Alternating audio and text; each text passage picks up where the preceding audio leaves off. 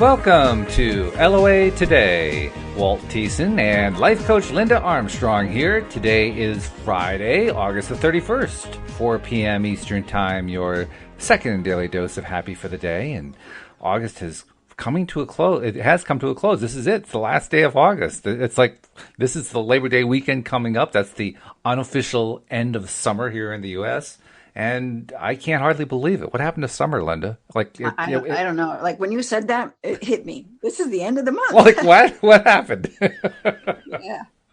It's crazy how that happens. But hey, that doesn't matter. Hey, at least we're doing good. The weekend's here. We got a 3-day weekend coming up. Lots of people looking forward to it. People traveling, going away, having fun, going to the beach, all kinds of good stuff. So that's the way we're going to look at it today. How you doing, Linda? I mean, we haven't talked in a week, but I hope your week's been a good one. Yeah, I'm doing pretty good. I've actually been off from my karate school this week, and I didn't really book any sessions. So I've had a nice week of getting caught up on things within my home. Nice. Yeah. Yeah. That's a good thing to do, just to resettle everything, make everything feel good. Yeah. So we're talking today about light working because you posted something on Facebook about what is a light worker, and I thought that was a very good question because I didn't have a darn clue what a light worker was. So okay, well, yeah, let's find out what a light worker is. I figured that'd be kind of fun. So that was actually, just like a teaser for the video I put out on my YouTube channel today, which is, what is a light worker? Mm-hmm. And are you one? So light workers, first of all, I believe we're pretty much all light workers. So light worker is someone who works with light. Well, what is light? Light is that love of the universe, love and light. Okay. So it's the energy of the all that is, source energy, whatever you want to call it. So like when I do my healing work, I'm totally channeling that energy. I work with the light and I help people become lighter within themselves and, release all those burdens, right? Mm-hmm. Mm-hmm. So, but you don't have to do what I do to be a light worker. For me, the way I look at it, a light worker is anyone who comes from their heart and brings love to a person, a situation, whether it's in their field of work, helping people to, doctors, it could be anything, really. Anyone who's helping somebody in their life by bringing this light to them to help them is a light worker. Okay. So what you're doing twice a day, you're bringing light to whoever wishes to listen. Mm-hmm, that's true. Yeah. And I'm enjoying every moment of it too. Right. Because you're swimming in the energy. Yeah. And that is the light. Yeah, that's right. Yeah. That is true. Yeah. All right. Well, that's a good definition. I like that. It had to be something along that line, I guess. But when I first saw the word, sums it up. Yeah. But, the funny thing is, like you said to me before we started, I don't know, I never heard of that. Well, I didn't hear of it either. I've always been a light worker. I've always been someone who uplifted people and could bring a lot of energy to motivate and bring energy up to a situation, a room, or whatever. Mm-hmm. But I didn't know this term light worker. And I remember in my first Law of Attraction Energy, my first coaching academy, this kind of was coming up, this thing about being a light worker. And I'm like, I had no clue. I had to look it up. I had to do a little research. I had to watch a few videos. I'm like, oh my God, I'm a light worker. I know it. Well, it's an interesting term. It's certainly a very different term from what we normally use to describe ourselves or others in daily conversation. It's not like we meet on the street. Hey, Linda, how you doing? How's the light working going? And it's just not part of our normal repertoire, right? Yeah. So it kind of catches your attention when you first see the word and you say, well, light worker. Light worker. What is that? And when you get deeper into it, and you'll see more of this in the whole spirituality world, is that light workers are those souls who chose to come here at this time to help uplift humanity, right? So that's why, for me, you can be a light worker to any degree, as long as you're trying to, make things better in the world. Mm-hmm. Okay. But, it's like we've chosen, because you don't remember, your pre-birth planning of what you chose to do in this life, but you wind up carrying it out in some way, shape, or form. Yeah, I always wondered about that. I mean, because they tell us that, right? They tell us that we came here with like a plan. We already had an intention when we got here, but for whatever reason, we don't know what that reason was. And I keep thinking, is this crazy or what? I mean, No. It's in my world. It's real. It's just that most of the time, a lot of people are unconsciously doing it. But those who like awaken, the spiritual awakening, it's awakening to know the fullness of who you really are, which is way more than this body that's walking around the planet. You come here with a lot more than that, and your energy is far more expansive than that. So, well, I think that's great, and I think that's true.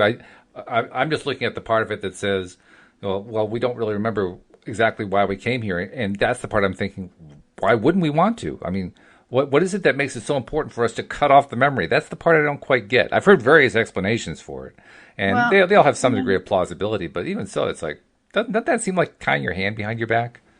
but we came here for the experience, right? For the growth. The challenges are all part of that. Like, how are you gonna? What are you going to take from that? Are you going to resent it the rest of your life, or are you going to grow from it? No.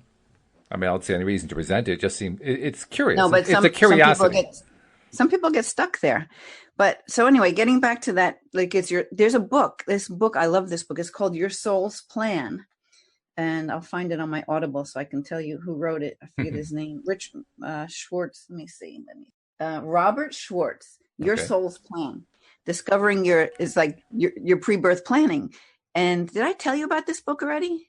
I don't recognize it. No, so I'm going to go with no. All right. So this whole book speaks to exactly what we're talking about right now.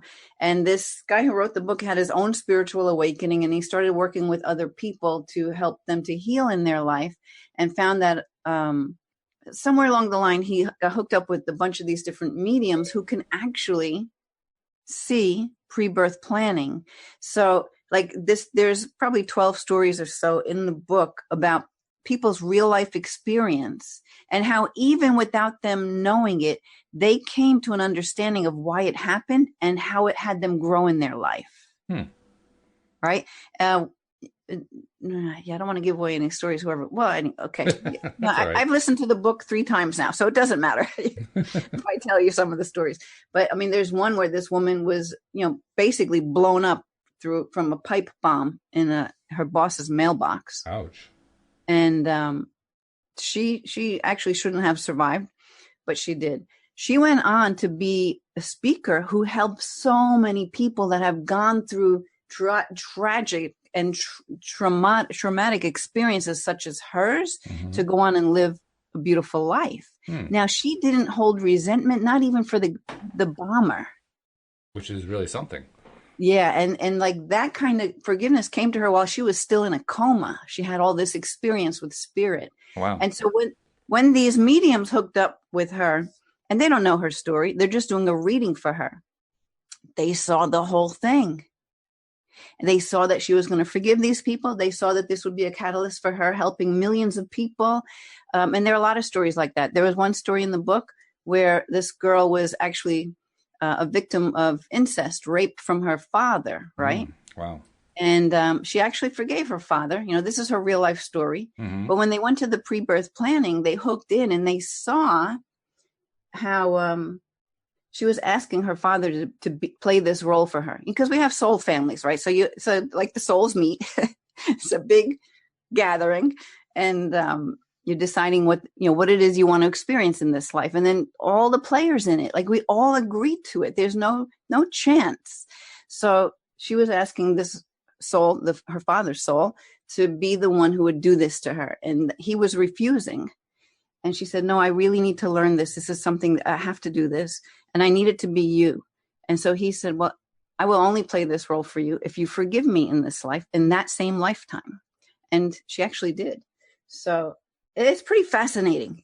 It answers a lot of questions that people have about the in-between life, or, like, why did I choose this? Or, well, it also raises questions too. I mean, what a thing to choose to come into life to do.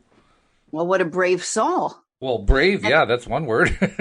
But the other part of it is because of there's healing to be had, not only for herself, but for other people around her, right? I mean, there's always a purpose for it, but we might not understand it. Like, I still don't know completely why my sister chose to die during this past year at the age of 51. Really? Wow. you know, Yeah. 2 times with breast cancer and looking like she's doing great, wound up passing in like a week's time. Mm.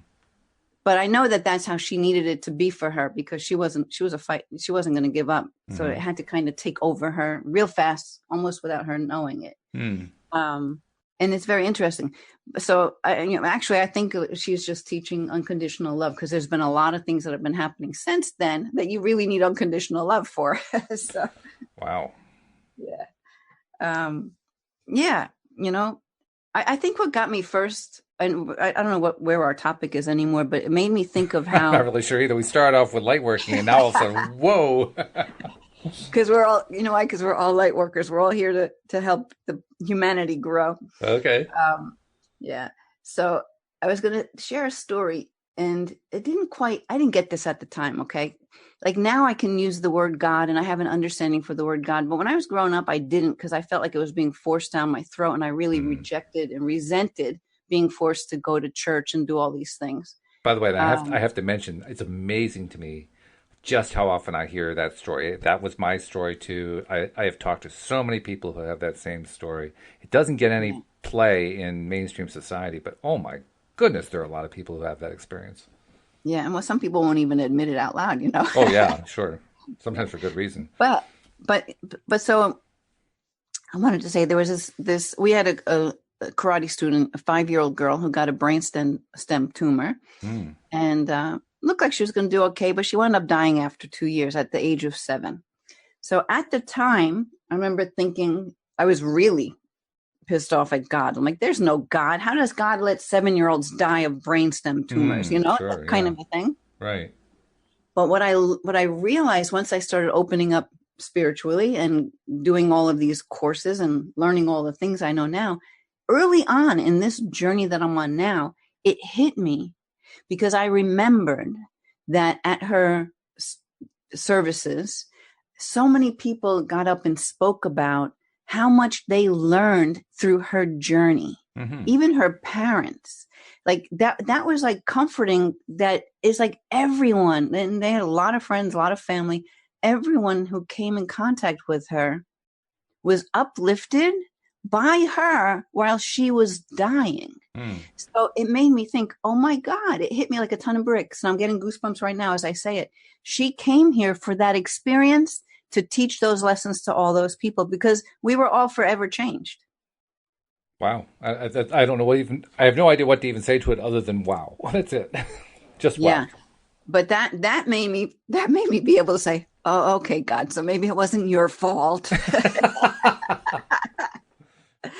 Maybe we choose things to live in this life, or maybe there's a purpose to all things. Like that's when I first started really understanding that there's a purpose to all things, because I could see, it's like I could consciously, logically connect the dots from that experience and see how much good came from it. Yeah.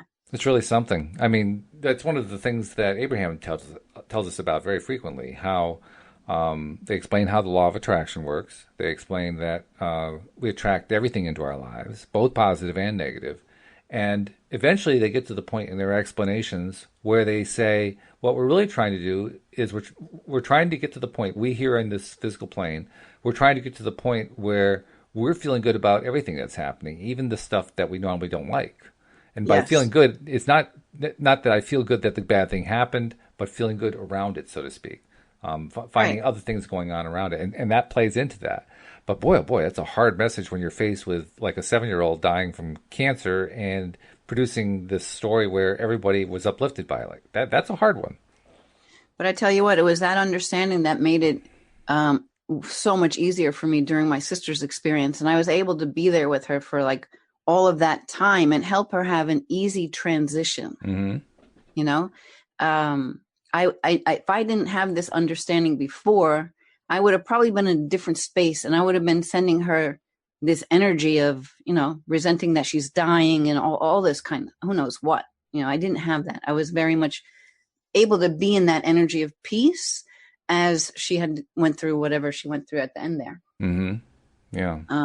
I don't, I, and I was able to hold that space for the friends, the family. Otherwise, I think everybody would have just been falling apart, but we were good.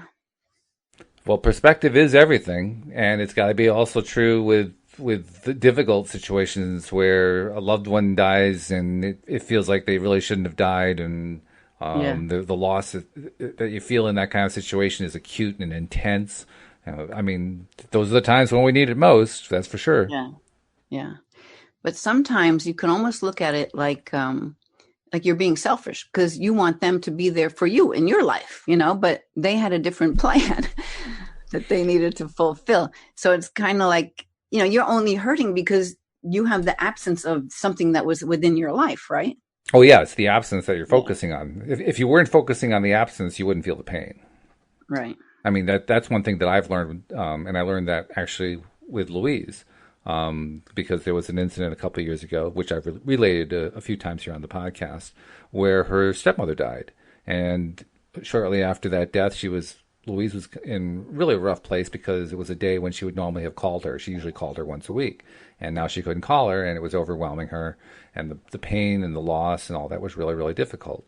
And Yeah. I kind of stumbled upon by accident. Well, actually, at the time I said by accident. Now I think I was Yeah. probably just inspired. But Absolutely. I got this inspiration to just go over, kneel in front of her, literally, because where she normally sits in the living room, and Hmm. say to her, looking her right in the face, I never really asked you this before, but what was it you loved most about Ruth? Ruth was her stepmother. Hmm. And when I asked that question, within seconds, there was a huge transformation on Louise's face. Her whole attitude about it changed. She started feeling better. She started telling me about what she loved about Ruth. And within Yeah. minutes, all of the pain was gone. Right. Just because Yeah. she focused on the love rather than on the loss. And I realized, wow, I just stumbled upon something pretty cool here. And Louise, of course, is a former psychotherapist. She was saying to me, well, congratulations, you just figured out a way to skip all 6 steps of grieving. You absolutely You did. went right to acceptance. And you know what's cool about that is because then when she's holding that higher vibration, she can feel Ruth Mm. with her. Hmm. Because spirit, after you pass, you don't have the body anymore. You're just this pure love energy. You're a very high vibration. Mm. So I'll share a cool story happened with me to me this week. Actually, just the other day, I even posted that on Facebook, on my page. So my sister, one of the big signs, normally I can feel her. I can connect to her. I can kind of have conversations with her when I'm meditating. Like I can feel her around. I have that ability. But recently I haven't been feeling her around that much. And her sign is, her most often sign is ladybugs. I haven't had any ladybugs. I'm like, what the heck's going on here? My cousins are posting ladybug sightings. And Joanne was with me today. Yeah. I'm like, well, I'm not having any signs. So I told her, I'm like, listen, Joanne, I'm not getting any signs. What's up with that? You got to send me something, right? I'll tell you a funny story. Because I told you we're doing work around my house today, right? So we had this tarp that was covering up a whole bunch of stuff that we cleaned it all out. And now the tarp was all dirty. So I'm cleaning off this big, huge tarp in my backyard. And my husband had just cut the grass and there's not a bag on it. So the grass clippings are all over. So there's, my sandals, my feet were full of grass. Yeah, that's So always fun. I hose off. I take the sandals off. I hose them off. I hose my feet off. They're nice and clean. I put the sandals to the side. I go in the house. I wipe my feet because they're a little bit wet, and I go over to my computer to start working. And then I feel something under my foot. I'm like, what could that be? It doesn't even feel like a pebble, but I don't know what that, like a piece of dirt. I'm like, what is this? I picked my foot up. There was a dead ladybug stuck to my foot. Ah. Now, it wasn't there when I rinsed my feet off. Somewhere it came, so I guess maybe you could say you stepped on, but I wiped my feet really good coming into the house. Like, I don't know, but it doesn't even matter how it gets there. It doesn't have to make sense. Here's this ladybug stuck to the bottom of my foot. I'm like, all right. And, and I'm like, all right. So my sister had to make a point that she's still around because here I'm going to put this ladybug, not flying around, not landing on some flower or next to your car, under your freaking foot you were just walking on. Where you couldn't miss it. Yeah, that's it. Yeah. So that was fun. So the point of me telling you that is that, sign, we're spirit. We're all connected, and you can receive signs from people who have passed. I've done a couple of videos about that kind of thing on my YouTube channel. So where are we? Lightworkers? Yeah, well, we started off with Lightworkers. We went way off on an interesting tangent, and then we ended up with a ladybug sign from your late sister. So we're kind of jumping all over the place here. I keep going back to something that it tied in with my conversations with Tom during this morning's podcast. Uh-huh.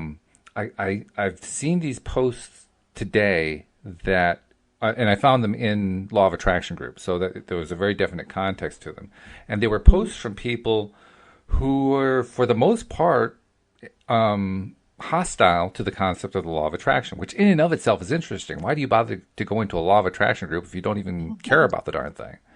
Yeah. And it became fairly clear to me that they were there in some sense to stir up trouble, trolling a little bit, that kind of thing. Uh-huh. But what was also interesting about it, because I interacted with them, and the first question somebody might ask is, well, why did you even bother? And to be honest, half the time I'm not even sure myself. But I know on a certain level, I always am interested in finding out why people do what they're doing. What's making them tick? Yeah. I mean, I like knowing what motivates people. I like knowing what inspires people. To me, that's how I get to know people. And I'm not really afraid in any way of talking to somebody who's really on a completely different wavelength from me.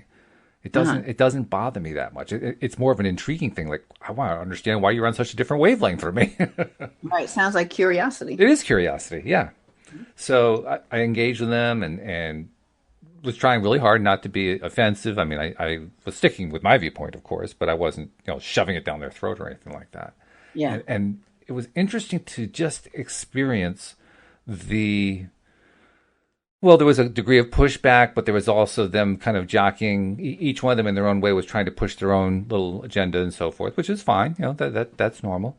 But just where they were doing it and how they thought about it. Each one of them posted something. I like doing this kind of thing because if I do it the right way, if I do it in the way that's most effective, I can get a person to explain to me what their thought process really is. And in every single one of their cases, when they wrote their thought process out, it was like I was reading gibberish. I mean, from their perspective, it made total sense.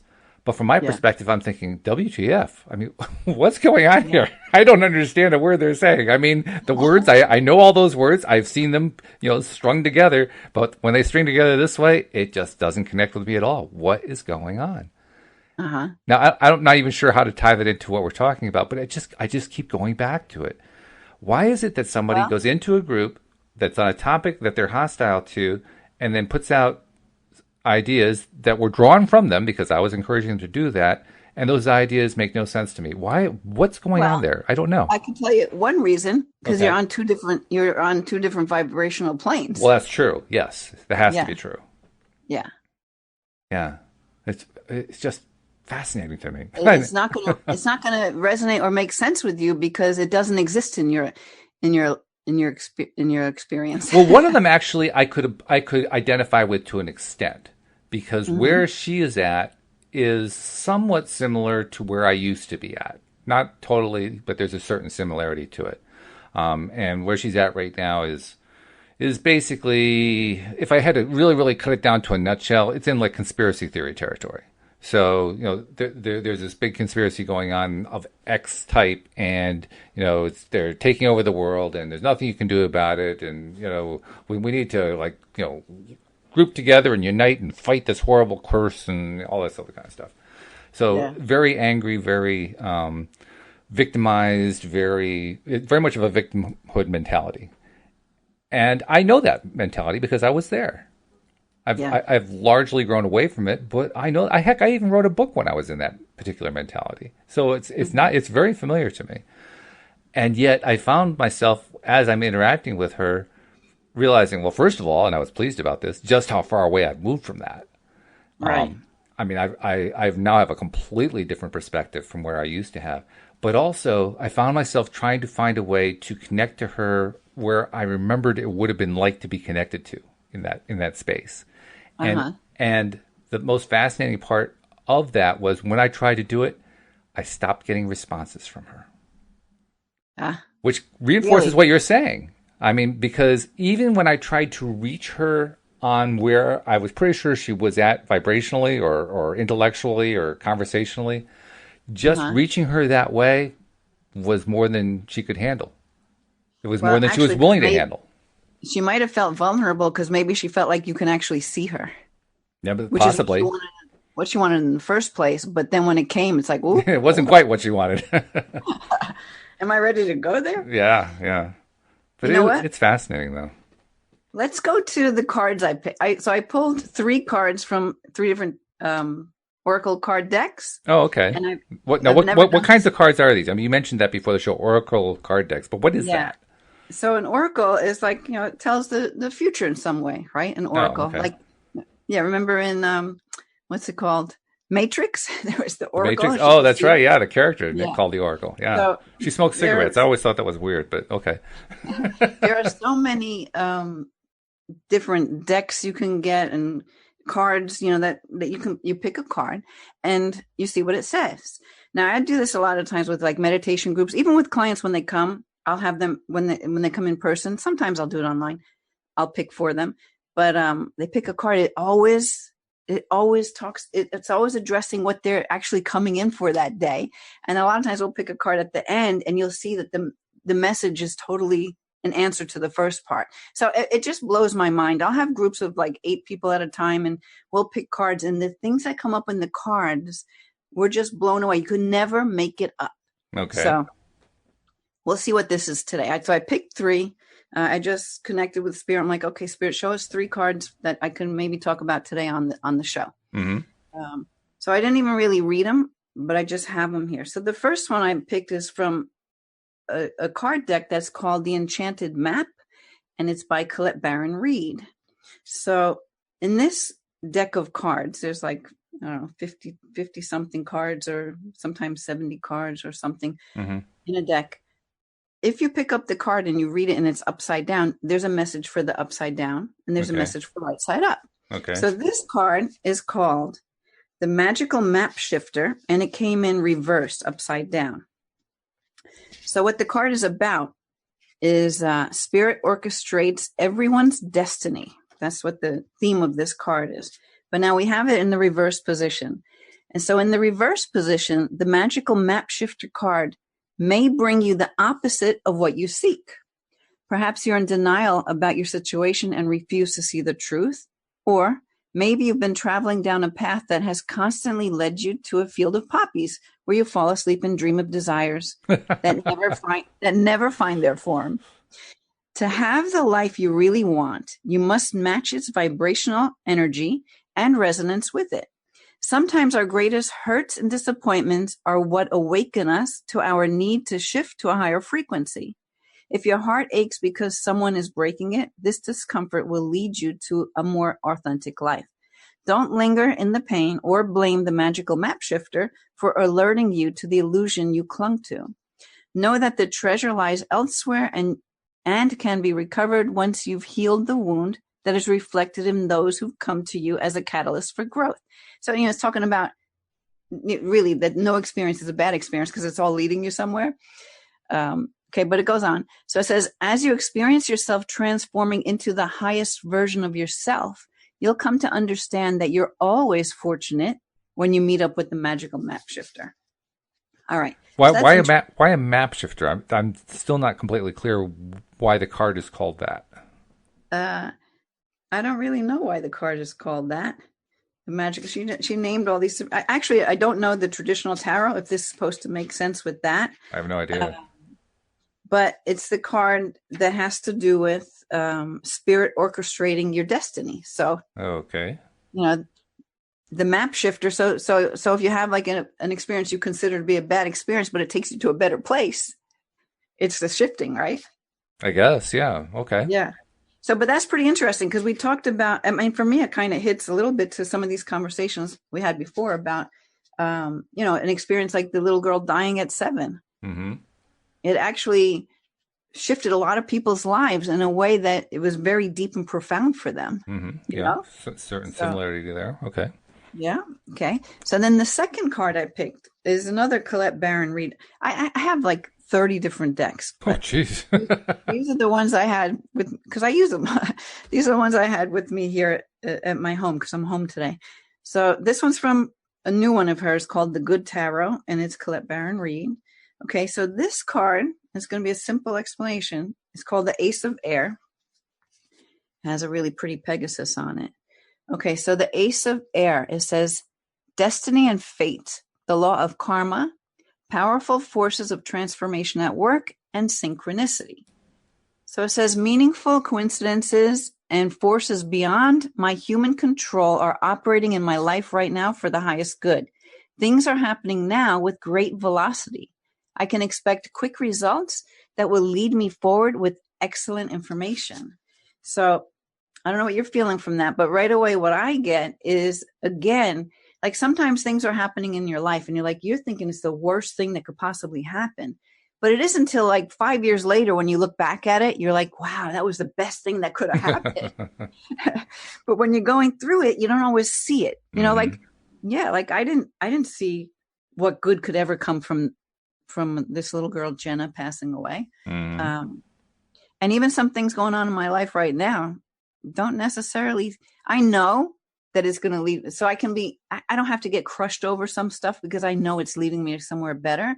I have that understanding. I've seen it enough times to know that it's real. But when you don't know that, it's hard going through some stuff. Oh yeah, it's quite uncomfortable because you're basically dealing with this particular situation is playing in a certain way that I don't like, and supposedly there is some great thing that's going to come out of it, but I sure can't see it, and until I can see it, I don't feel good about it. Yeah, no, I know. Yeah, totally. Yeah, I've got something going on like that right now, but as things like, and it's funny because it's like, and I did a video on this recently. I don't know if we talked about that, but when you're so close, sometimes when something good is going to manifest, it's when you feel like it's the worst spot you could possibly be in. You can't see it, but if you still stay on that path, it'll show up for you. You'll be led in the right place. I know that's hard to believe sometimes, but I've seen it and I trust it. So now with some things that are going on with me personally, we had something happen a week ago, and I'm like, oh my God. Instead of getting crushed, I was like, all right, that's good. That's good. It was like, it could have put the nail in the coffin on a certain situation. It didn't happen. But if it were to, I was like totally cool with it. A lot of people would be crushed. So you're describing a level of acceptance that was perhaps an unusual level of acceptance. Totally. It's like, you know what? Why fight it? Something there. It's like spirit wants to lead you in another direction, and you can go screaming and pulling your hair out and tugging at the chains or whatever. But you know what? You're going to get there. So you might as well, it's like letting go of the oars, right? And going with the flow, right? Downstream. Well, that's a very interesting point to raise, because I was thinking about this whole idea of resistance and letting go of resistance. Again, tying back to my conversation with Tom this morning, but also based on what you were talking about there. I mean, you've raised a few different topics, all of which involved resistances and opportunities to let go when it wasn't so comfortable to let go, even very, very uncomfortable to let go. And yet, as I look at it, that's the way it usually is. I mean, anytime that we have a resistance that we're, something that doesn't feel good, something that's kind of holding us back, and we become aware of it, it's amazing how difficult it is to let go of those things. We just have trouble doing that. And I think it's because we just can't see where the good path is going to be. So, you hang on to what you got, right? You hang on to where you are because you need that comfort level. That's the way it feels. Yeah. And yet, like you're saying, you got to let go of those oars, which is not a comfortable thing to do. Yeah. And now those two cards, I just pulled them randomly. They tie together. One's talking about, the map shifting to another way, and it might not always be comfortable, or, you might not see. And then, this one. But now guess what the next card is? This is fun. I'm not sure that I could possibly guess, but go right ahead. All right. So this is from the Osho Zen Tarot. And this one's usually a little deeper in its explanation. I don't always get it, but we'll see. But this card is playfulness. playfulness, Playfulness. which would be a solution to all that other stuff with going feeling like you're paddling upstream and things not turning out right. You're not seeing where it could be leading you in a good place, right? Some of that stuff. So, Yeah. but And I can so this, see, I can actually make a connection there in a sense, because playfulness is a way to be in a space where you let go of the oars. You just want to see how yep. it plays out. So there's two different things that I'm going to read on this. So one is a commentary, and it says, life is rarely as serious as we believe it to be. And when we recognize this fact, it responds by giving us more and more opportunities to play. So it talks about the woman in this card. It shows this very playful, almost clown-like looking person with sparkles all around it. Okay, the woman in this card is celebrating the joy of being alive, like a butterfly that has emerged from its chrysalis into the promise of the light. She reminds us of the time when we were children, discovering seashells on the beach and building castles in the sand without any concern for the waves that might come and wash them away in the next moment. She knows that life is a game, and she's playing a part of the clown right now with no sense of embarrassment or pretense. So it says, when this card enters your life, it's a sign that you're ready for the fresh and the new. Something wonderful is just on the horizon, and you have just the right quality of playful innocence and clarity to welcome it with arms wide open. And then there's one more part to it.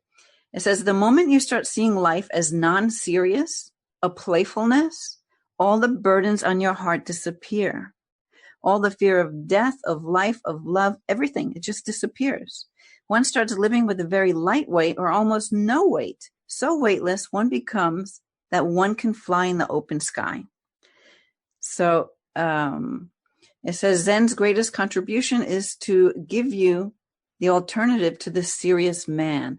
The serious man has made the world. The serious man has made all the religions. He has created all the philosophies, all the cultures, all the moralities. Everything that exists around you is a creation of the serious man. Zen has dropped out of the serious world. It has created a world of its own, which is very playful, full of laughter, where even great masters behave like children. So I love that. Because, when you can let yourself get back into that childlike energy, because everything is supposed to be a game, it's so much easier. Well, yeah, it's easier. There's actually a number of different ways to understand play. I guess probably the most common one would be like playing a game, playing a sport, something like that. Everybody could identify with that. But Yeah. when you also look at, say, alternative educational forms, like I don't know if I told you, but Louise and I helped to found a very alternative education system, not a system, but a school in our area in New Britain, Connecticut. It's a school where the kids completely run everything. There's Yeah. no overall administrators overlooking the thing, and it's actually a model school that Abraham has talked about, much to my amazement, because it's not a very well known model. But one of the key elements that happens within the system is the element of play. Play plays a major role in how kids develop when they're left to their own devices, left to explore things they want to explore in their own way. And play becomes a way of trying things out. So a very common pattern in this kind of school is called a Sudbury Model School. A very common pattern in a Sudbury Model School is for kids to try one thing today and another thing tomorrow morning and another thing tomorrow afternoon and another thing for 5 minutes and another thing for 2 days. And they're just trying a bunch of things until finally, at one point, they hit upon something and all of a sudden they can't stop doing it. And they're just so caught up in playing with it and learning from it and doing it and getting mastery of it and all that kind of stuff. And they keep going and keep going and keep going and keep going until they're done with it. And then they go on to the next thing. So play becomes a way of exploring the world. Yeah, absolutely. Yeah. I wish I had one of those schools around when my son was going to school. Yeah, you and me both, right? Yeah. I have a sister-in-law in Ashland, Oregon, who has a school that's, similar to what you're talking about. I cannot think of the name of it right now, but she teaches in that way, from this childlike place of wonder, playfulness, and discovery. It's amazing. I when I was trying to sell parents on sending their kids to the school as we were getting ready to open it, it was before I knew anything about the law of attraction, so I couldn't use any of that terminology. But what I would do is I would describe how every kid, every human being, is born with what I called an internal compass. And Mm-hmm. that internal compass is really what happens when we get into alignment. But I didn't know that at the time, So I just said, well, we have this compass, and if we're allowed to just, go to our own devices, that compass will guide us to everything we need to learn. Right. And that concept, I mean, you could tell when you were talking to parents. Well, first of all, if they were coming to one of our meetings, they were already somewhat predisposed to it anyway. They weren't totally against the concept. But Right. even so, you could see the play. Here's another use for the word play. You could see the play on their faces, because on the one hand, it sounded so intriguing, and yes, you could see how that could happen. And on the other hand, it was flying in the face of everything that they understood about traditional education, where you're supposed to be guiding the kids to what it is that they're supposed to be learning. And the conflict is really interesting to watch people work through, because that conflict really gets to the heart of the matter when it comes to growth. You were talking earlier about how we come into this life, we often have a plan. Sometimes it's a plan that, sounds crazy to those of us here in the physical world, but we have a plan, such as the little girl who was going to die of a dread disease by the time she was age 7. Well, how do you possibly plan that without having your own compass to follow? Who's going to plan that for you? No adult's going to plan that for a kid. No. Well, the other thing too is we look at kids as if they're young. They could have lived more of existence than we've lived. You know what I mean? Yeah, they're young in terms of this particular incarnation, but you never know what came before. Absolutely. Yeah, but they're wise beyond. We all are, and we do truly know what is best for us. That's why that school you're talking about, I hope it really succeeds, because that sounds awesome. Well, it has succeeded to a certain extent, but it never really took off. It started in the late 1960s, and you'll probably remember during the 60s there was a lot of experimentation, particularly with schools, and most of them fell to the wayside. Most of them never amounted to anything. This was one of the few that actually succeeded. It was based in Massachusetts, just outside Boston, in Framingham, within what's known as the Sudbury Valley. So it's called the Sudbury Valley School. And the model has been used and kind of reproduced in a number of small independent schools around the world. But at any given time, there's usually no more than 30 or 40 of them. So it's not like it's exploded in any way. But there's always been a certain segment, a very small segment of population that was intrigued by it enough to actually do something. So I'm not sure I believe it's ready to explode at any given time, but it has had some reach. It has had some success because some people have tried it. Yeah. Cool. Yeah. I'm not sure where to take the conversation at that point, because that came off of the play card, and that was my reaction to the play card. So I'm not sure where to go with it at that point. But yeah, well, it made me think of a video, and I wish I could remember the title of it. There's this young kid. It was like something about he hacked his school education, like school hacking or something like that. And he's homeschooled, but he's learning all he wants to learn about all of his interests. His parents are helping him with this. Mm-hmm. And this kid was given a TED talk, and he was unbelievable. I have to find that again and share it once more. That's a common theme. Sudbury schools have a number of things that end up as being the results of kids going through them that traditional schools don't have. Some of the ones that come to mind, if you go to a graduation at a traditional school, high school graduation, and if you were to take the time to interview the kids who graduated in the class, you find maybe half of them have some idea of what they want to do with their lives. The other half have no clue. The ones who do have some idea, probably 2/3 of them are going to college.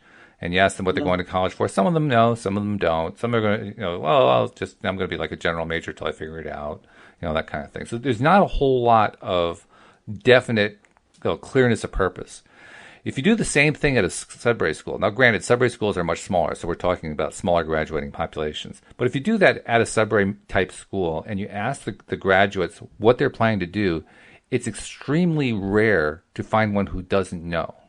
Most of them, because they've had the opportunity to practice and play these things and try things out, have a very clear idea of what they want to do. That to me is one of the most striking differences between the two. Another one is that because in a Sudbury schools usually don't have lots of money. Well, actually, traditional schools don't either, but Sudbury schools are particularly poor compared to traditional schools in most cases. And as a result, there's a lot of of what my wife calls MacGyvering. Remember the MacGyver TV show, Yeah, where he yeah. pieced together things in order to accomplish an unusual end with them. Well, that's what happens in a Sudbury school too, and because the kids get so good at MacGyvering, it leads them to the point where when they want to accomplish something as adults, they become really creative in how to get there. One of the classic stories is of a young lady who was graduating from the Sudbury Valley School, and she wanted to go to college. And I don't think they ever told us what it was she wanted to major in, but she had a very clear idea of what she wanted to major in. One of the staff members recommended to her a school that's actually nearby here. It's near it's actually in the town where two of our friends live, in Middletown, Connecticut, called Wesleyan University. And apparently Wesleyan had exactly the right program for this young lady. The only problem was, and this is where the practical real world creeps in, she was past the application period. It was too late to apply. Yeah. The other interesting thing about Sudbury students is they don't care about stuff like that. So she got on the phone and said, "Hi, I want to come to your school." And the person that she spoke to in the applications department said, "Sorry, you're past the application period. You'll have to wait till next year." And so she called the next day and said, "Hi, I want to come to your school." And the person said, "Well, no, like I told you yesterday, you have to apply next year. You're past the period for application." And the next day she calls up and says, "Hi, I want to come to your school." This goes on for like a month. And eventually the dean of admissions hears about it and says, "Who's that?" And she calls every day. She wants to apply to come to the school, but she's past the application period. He says, "Well, We need her here. bring her in for an interview. Let's find out who this girl is anyway." And she got accepted and matriculated into the school. Completely not the way you're supposed to do it, but that doesn't stop a Sudbury kid because they have learned to be really self-reliant, independent, forceful, strong, determined people because they had the opportunity to play. Can you spell the name of that? Because I can't make out what you're saying. Yes, Sudbury, Sudbury, Sudbury. Okay. Right. Named after the Sudbury Valley. And is that a person's Valley. name or a town or what? It's named after the Sudbury Valley, which is southwestern Boston. Okay. Yeah. All right. Yeah, it's a fascinating concept. Really fascinating. It's fun. Like I said, we got to open a school, and I was there for like the very early steps of that school, the first few months.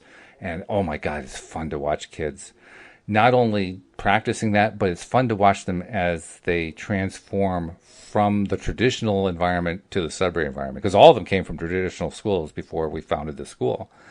And they bring all their stuff with them, right? Because you have stuff from your experience in the public schools. I mean, you come from a place where you have classes. Right? Everybody of the same age is in the same class, and they're studying the same things. And many of the kids who end up in a Sudbury school are the ones who were not fitting in, or were frustrated by the way the whole traditional structure works, or they didn't like homework, or whatever. There's like a whole range of reasons, but nevertheless, they still retain many of those structures that are kind of drilled into you because you just go to a public school. That's what you're used to. And watching them as they were trying to make those structures fit into an unstructured school was almost comical at times. Because, I mean, but what's one of the most predominant structures in a Sudbury school? It's that there's a teacher. There's an authority figure. Well, what do you do when there's no authority figure? Well, what they end up doing is they look for the first adult they can find, and then they try to get that person to behave like an authority figure. Which is that was me. I mean, that was my role there. And in the Sudbury model, you're taught that as the adult, you're there to be a resource. You're not there to be a teacher. So you're trying to just hold your tongue, bite your tongue, not push any kind of agenda, and wait to be asked for help, for information, for whatever. In other words, you're not the initiator.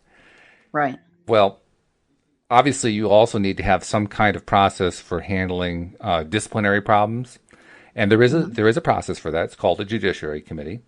And very early on, like within the first week or two after we opened the school, there was an incident. We were using the facilities of a church, an Episcopal church. And we had access to like their church school rooms. That's basically where we did our stuff. And one of those church school rooms was a nursery with nursery cots and so forth. And one of the girls, who was about 11, 12 years old, decided she was going to jump up and down on one of those cots. Well, she broke it. Just went right through it, So now we got this damaged cot. What are we going to do about that? Well, that's what the JC meeting was for, the Judiciary Committee. And now the Judiciary Committee is manned by the kids. And it's not like we had a really big school, so we didn't have a huge a huge supply of kids to pick from. It was a small group, and a couple of the people who were on the Judiciary Committee were her friends, so it was kind of incestuous in that sense. But nevertheless, and on top of that, we'd never had a Judiciary Committee meeting before. I mean, Sudbury Valley's had it for years, so they already have an established process. They know what to do. We didn't have that. So I went in to help them get the thing started, and you could tell none of them wanted to be there. They all wanted to be out of that as fast as possible. So they spent the next 10 minutes trying to convince me to take over the meeting so that I could solve the situation, dish out the punishment, and we could move on. Right. And I refused to do that because that's not what my role is. My role is to be a resource person. But it was so funny to watch them trying every way they could to get me to be the authority figure for them. Yeah.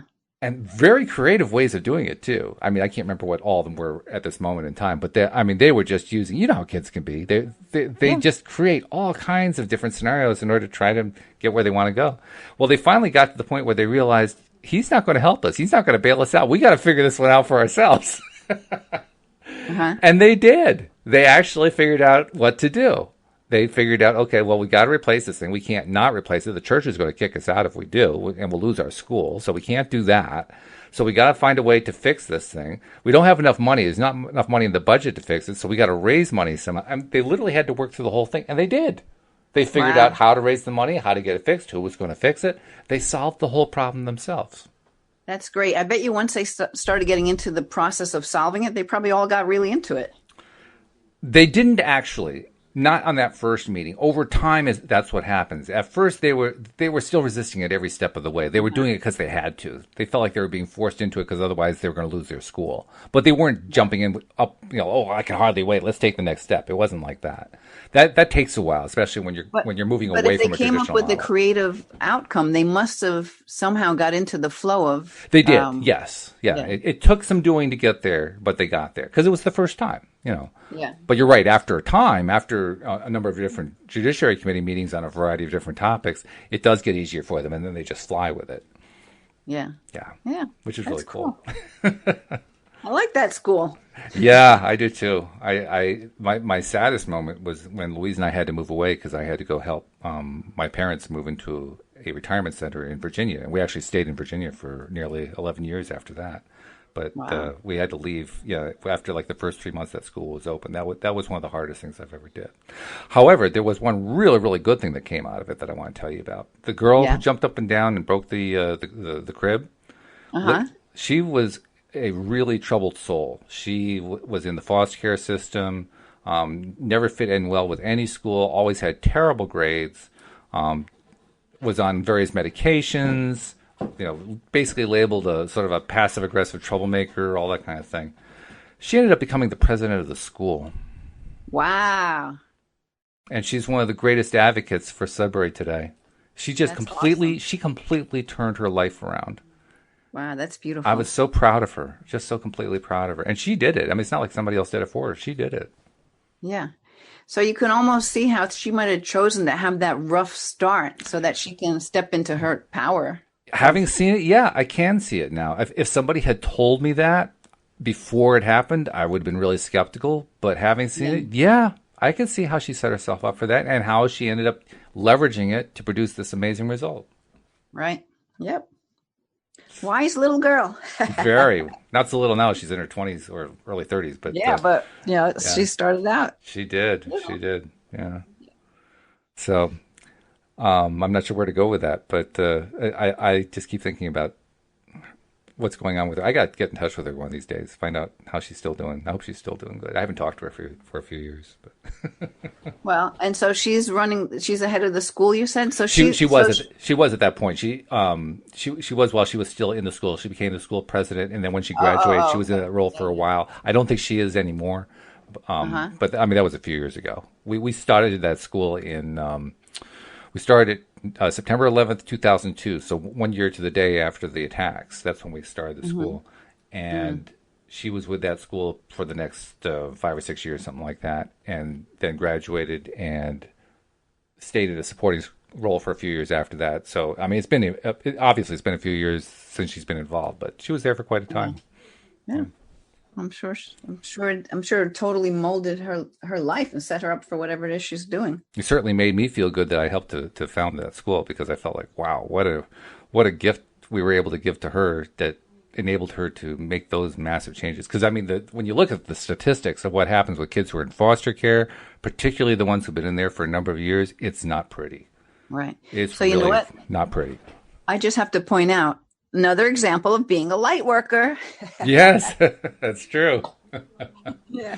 Because Didn't even know it, did you? in order to open that school, you had to be a light worker. That was the only thing you had to go on. There was nothing else. You know, you're flying in the face of what society tells you is acceptable where education is concerned, and you're doing it without resources, and you're doing it without credentials, and you're doing it without anything. You're just flying by the seat of your pants. Well, you totally did it, and it supported for sure that girl, and I'm sure the rest of them as well. Yeah, because there are a number of kids. I don't know the exact count, but a few dozen kids have gone through that school. So, you know, it may be a very, very small school, but it certainly has impacted some lives in a big way. Yeah, beautiful. Now, the only question is, how can we make that more universal, right? Yeah. Well, maybe eventually we're getting there. We're getting there. I don't know. Getting there. Little. Speaking of getting there, I just realized we're running short on time, and I want to make sure I get a couple of messages in. Ones that we've been doing each time that we do a show. First one, if you are an existing listener who have been listening to a lot of shows and you're liking it, please support our program of trying to reach out to new people through social media. Because we're trying to leverage the fact that when you post something, it isn't just people who see it. Because of the way everybody's interconnected on social media, people you don't even know about also end up seeing it. So please post something about the fact that you listen to the show, and just include the phrase loatoday.net when you post it. It will make an impact like you don't believe. I mean, since we started doing this over the last 2-3 weeks, something like that, there's been a nice jump in our numbers, and I know it's happening because of that. So it's really paying off. So please, continue to do that. If you've done it, and if you haven't done it, hey, what are you waiting for? Come on, join the crowd. It's really good. Help us out. Help us reach more people. For those who are not yet subscribers, maybe this is the first episode you've ever listened to, please become a subscriber. It's so easy to do. You just go to the homepage of our website, loatoday.net. All of the instructions about how to do it are right there.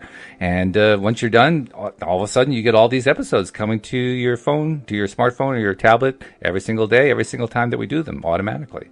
So those are the two messages. And then the third message is, hey, we'd love to have you call in sometime. Again, the instructions are right on the homepage at loatoday.net. So, hey, give us a call. We don't get too many calls. They don't call very often.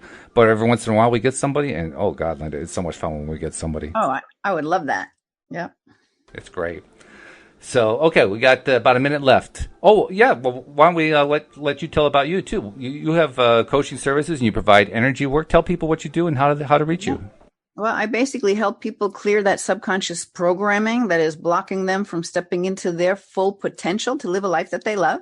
You can reach me at lovemylife.coach. You can find me on YouTube under Linda Armstrong, Energy Healer, or just email me, linda@lovemylife.coach. I'd love to hear from you. And I can tell you from personal experience, it's a cool session.